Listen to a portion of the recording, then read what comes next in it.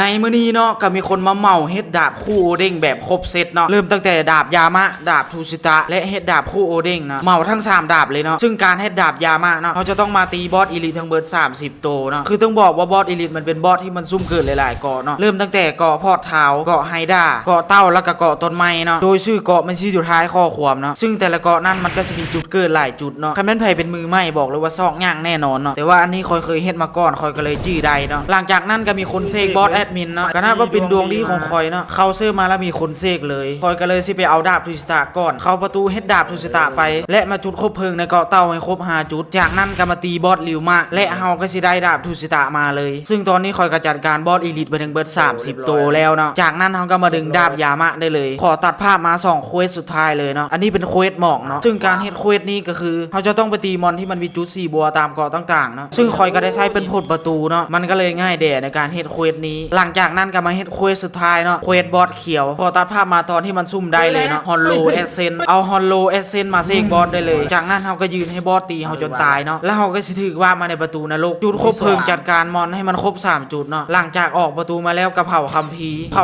แล้วก็มาตีบอสหลังจากจัดการบอสได้แล้วเฮาก็สิได้มาเลยดาบคู่โอเด้งซึ่งบอกเลยว่าดาบนี้โคตรโหดเนาะเพราะว่าจะเป็นการตีบอสการลงดันการ PVP หรือว่าการเฮ็ดเผา VC คอยก็ใช้ดาบนี้เนาะในการเฮ็ดและแม่นไผที่สนใจเนาะอยากเฮ็ดเผา VC ซึ่งคอยก็บ่ได้ฮับเฮ็ดแต่เผา VC เนาะหาของเฮ็ดดาบเฮ็ดหยังก็ฮับหมดเนาะลองทักมาถามเบิ่งก็ได้เนาะว่าคอยฮับหรือบ่ฮับเบอร์อยู่กองโปรไฟล์